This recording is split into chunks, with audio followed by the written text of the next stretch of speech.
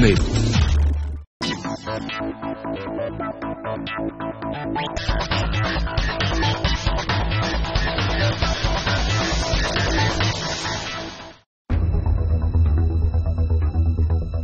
India has seen a rapid growth in various sectors and is at the threshold of a digital revolution. A number of industries have adapted to the technological change and have witnessed an optimum turnover over the years.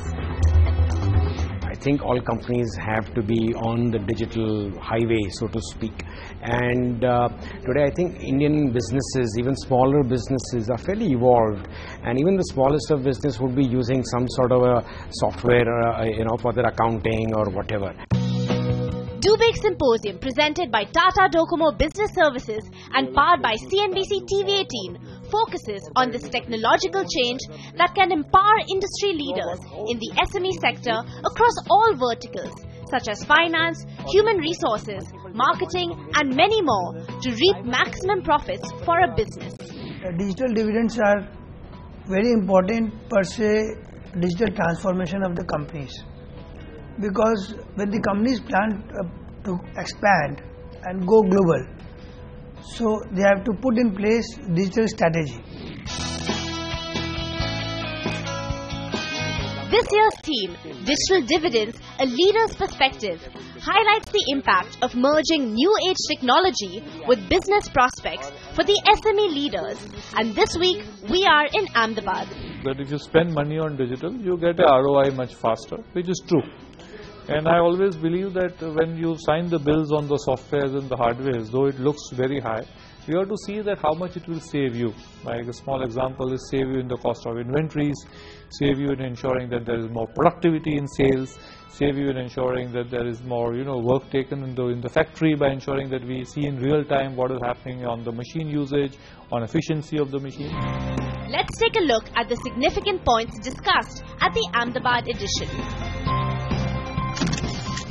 This is a multi-city platform, and our endeavor is to essentially bring experts and industry leaders together to really interact and discuss the potential of this digital era that we're living in, and more importantly, how it can generate real business value for all of you. So we have one such expert amongst us today who's going to kickstart the proceedings this evening on a high note. Interesting fact, he's from the very first batch of the Institute of Rural Management, Anand, class of 1982, and of course he's taken the GC MMF that we all better know by its iconic brand Amul from 8,000 crores to over 23,000 in just 5 years. Please do welcome the Managing Director, Mr. R.S. Sodhi.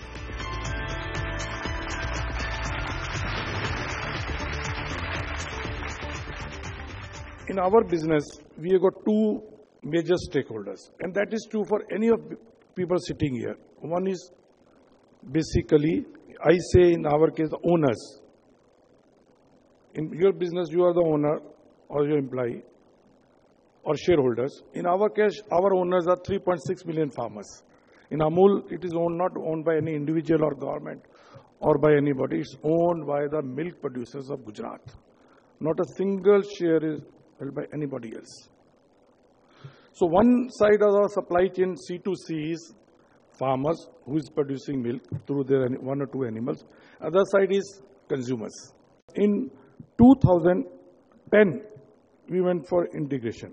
One program right from cow to consumer. So we thought, why not start with a major job which is within our control, that is collection of milk from 18,500 societies to selling goods to the distributor. So collection from 18,000 village cooperative societies, bringing to the plant, then transporting goods to the various depots, 60 depots all over India, and selling goods to around 6,000 distributors. So we thought, let us integrate it. Within 1 year, you imagine 18,500 village cooperative society to 6,000 distributor, whole integration through SAP we could do in within 1 year, where 60 locations are involved. And let me also tell you, when I say 60 locations, it is not one organization. Amul to you, maybe it's one organization. But profit center wise, there are today 19 different profit centers, 18 district unions, separate profit center, ownership is separate. of those district farmers. And the apex body is Gujarat Cooperative Milk Body, where I am working, which is owned by this 18 district union. So implementing through various organizations, one ERP was very, very difficult. But we could do it because somehow people felt it's the need of our. Selling to the retailers through distributors, there we had gone for distribution management system. Smartphone, when he books the order, he knows how much stocks of each product is there, whether any particular product is stock out or not. And then whether schemes are there. And also, app will also tell the salesman, because there are 600 SKU, which are the major SKUs selling at this shop. So he has to take order for that. Such technologies really helped the small farmers, making them their whole transaction very, very transparent. They are very happy. Otherwise, for us, I mean, the way we are growing last, I can say 6-7 is at a rate of 20% CAGR. We were 8,000 crore in 9-10. This year will be around 28,000. Milk procurement has grown 2 times or 3 times. Processing, I mean, otherwise what I mean difficult, we used to think twice before opening new branches. And because you have to train people. And now opening new branch, you have to just put a cloud-based software is there. Somebody has to operate it. It's like app. Anybody can, with minimum training, can start doing business from day one with no mistakes. So I congratulate all of you who are basically, a lot of you are in this, who are developing such a digital integration and new apps and other things. Thank you very much. Let's get something from the technologist's point of view. I'd like to now invite on stage for our second keynote, Prateek Pashine, who's President Enterprise for Tata Docomo Business Services, to address the gathering. Prateek.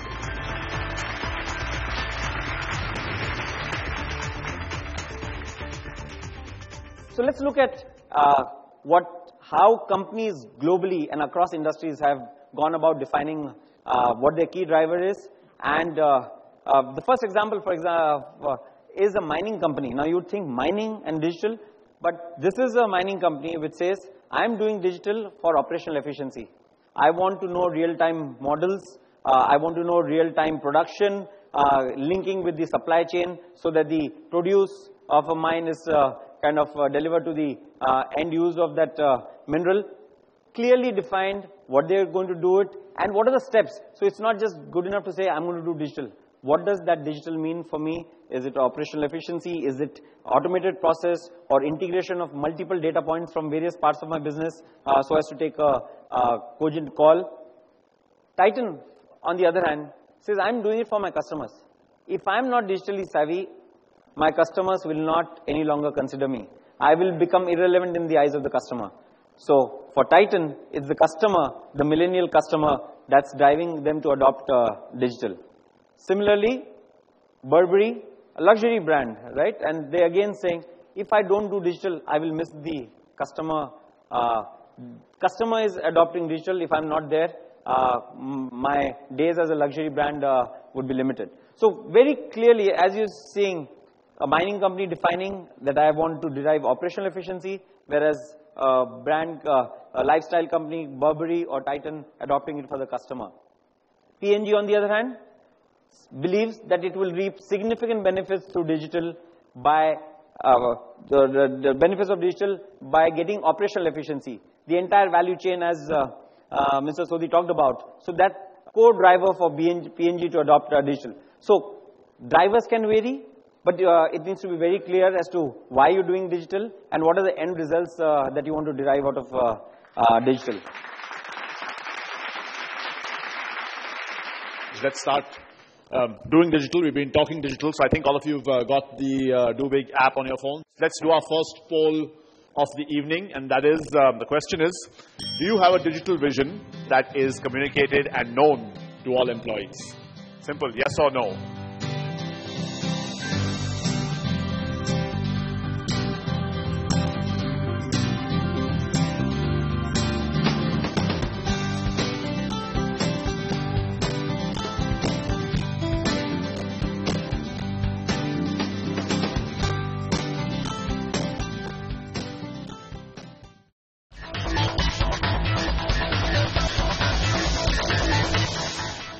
So that gives us a chance to move on to the interactive part of the evening, and that's our panel discussion.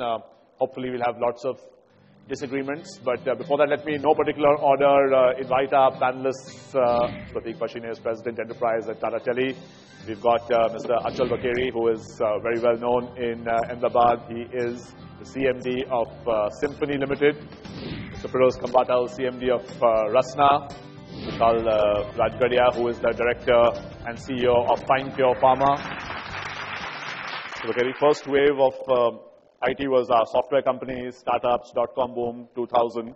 And now suddenly in this wave, you're seeing companies disrupting traditional industries. So Uber is disrupting auto, or Airbnb is disrupting hotels. So it's gone from IT for IT's sake, or software companies making software for other software people, to real world industries. So do you see, for example, your industry being massively disrupted? And if so, then how do you respond to it as a traditional player? Actually, if you come to think of it, all the disruption has happened in services. Right. I can't really think of any manufacturing industries or companies which have been disrupted because of technology. But that disruption is more in the distribution model. It's not really, it still is a car, and it's still manufactured the same way other cars are. Maybe a car is a little different, but end of the day, it is still a car. The disruption has happened, in other words, more in services. Correct me if I'm wrong. So by no stretch of imagination can we see digital disrupting what we are doing, because India is a hot country. The sun is going to be there all the time. It's going to be hot several months in a year. I don't think digital can take that away, or digital can provide a solution to that, other than a conventional product. Prateek, I've been switching off my AC on and off using one of those smart home things. I'm still early adopter. But do you think manufacturing won't be hit the same way as services going forward, especially with the whole IoT wave? Or do you think existing incumbents like them will just use it better? A lot of existing players think a business model is given. For years, the Ford, the Chryslers, and the GMs of the world had the thing saying that if I have to sell a car, of course I have to go through the distributor dealer network. So yes, the car is the car, but how you deliver it, how do you service the customer, do you have intelligence associated with it? For example, a company, insurance company, which decides on your premium depending on how fast do you drive the car, what time of the day do you drive the car, what kind of routes you take to drive the car, the premium is decided. So obviously a company which is an insurance company which is adopting that, making your premium suited to your lifestyle, will over the long run benefit. Because here's this guy who says, boss, I never take out my car. I go at 10, I drive at 30 kilometers. Why should I pay the same premium as somebody who's driving at 120 kilometers? So about a 90% market share. Doesn't look like your core product is going to be digitally disrupted. But like Mr. Sodhi said, in distribution, in sales and marketing, where do you see the real digital dividend for the FMCG space coming from? In FMCG, it is an enabler to be better, more efficient, to fight better, to be more competitive. How we have used digital very craftily recently is also in marketing. That in Facebook and things, WhatsApp, and not WhatsApp, but more of Facebook and social media, we can also target the audience. For example, if I have got a particular rose product, which I know a certain community is drinking, I can always target it. Or if I in exports, I can target a certain market. I can also target a certain age group. Now with conventional media, that was not possible. So I believe marketing, the way we have used it, is very good. Two, we can get immediate, on our Facebook page, we can get immediate answers to some queries of marketing we had. Earlier, we had to probably do a research to do it. Nowadays, we are able to get immediate answers. A lot of your training programs now, especially for our field staff, massive amounts of medical reps out there in the field, a lot of that has gone digital. Just give us a quick overview of how the whole medical rep piece has changed completely for pharma companies. Life of medical rep has become much easier than earlier. Earlier, suppose a new drug was launched, so all medical reps would be called for a center, or they will be asked to come for different zones. And education means train the trainer wise. Trainer will be coming from a zone, and those will be trained, and they will be again training the reps for an area. Now what happens? Because of digitalization, everybody is having an app, and the content is loaded, and they get the information, loaded content directly on their app. They put the questions back on the app, and if there is a query, they get the answers back through the app. So it's like two-way communication. Why don't you log on to the Do Big app and take our second poll of the evening. This one is, do you see your organization appointing a CDO, a Chief Digital Officer, in the next 12 months? So there the options are, yes, you see your company appointing a CDO in a year's time, no, or you already have a CDO.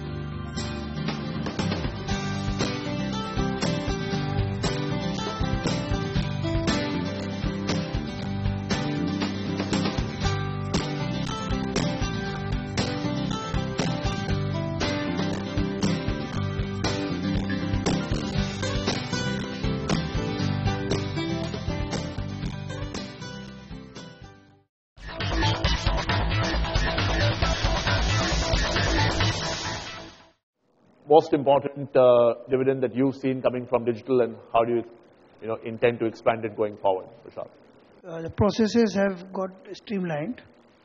We have integrated the intra and inter-department processes, production processes, entire order cycle, and entire process marketing cycle.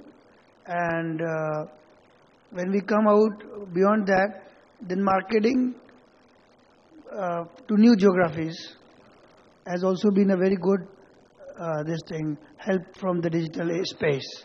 Mr. Kambata, anything else you see? Process level, any of these new technologies? Lots of pluses I see. Drones dropping Rasna on us? No, there are a lot of possibilities and we all know, but I would like to caution. It is like I sure is so. Robots will replace men. And something, what is bigger, computer or the mind? I somehow believe that it should not lead to a phase that a regular person starts thinking and he depends everything on this digital space. I personally believe it has to be a balance, and I strongly believe that we have to, as companies, we have to ensure that though we of course go on the digital drive, it should not limit our capacity of our people to think engineering, to think entrepreneurial. So I somehow believe that we have to, and I'm fully putting a caution, possibly, that we need to balance the two. No, we are talking today about AI and analytics coming in and machine intelligence, and so many possible even high-end jobs being replaced. So some balance going forward, but the dividend could be huge as well. Oh, yes, absolutely. I think it is really leading to a democratization of information. I think that is the key. This is what really digital is providing. In other words, democratization is the real digital dividend in my point of view. Pratik, closing comment? No, I guess it's kind of very evident that dividends are going to be very many. Clearly, customer connect, a big one. Driving efficiencies, absolutely. But I would also say one thing. Over the years, skills or jobs have evolved, right? Just a few years back, we had a person at the other end of the counter giving you cash withdrawal, and that's been replaced by ATM. So there would be businesses and activities and transactions that would be replaced by machines, by systems, by IT. And any organization has to continuously ask, what is the role that I play in the customer's mind?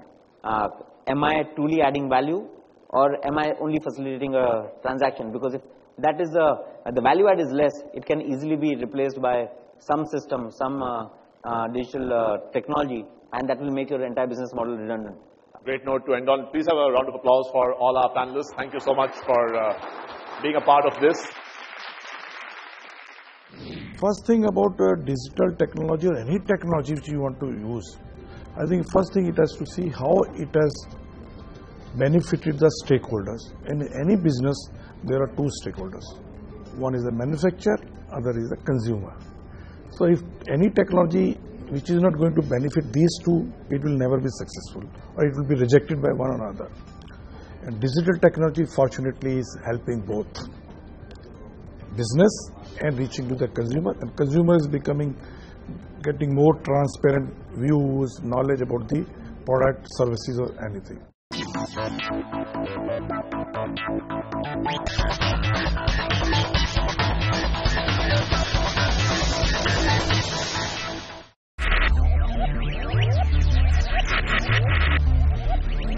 Focus, ideate, innovate, enable.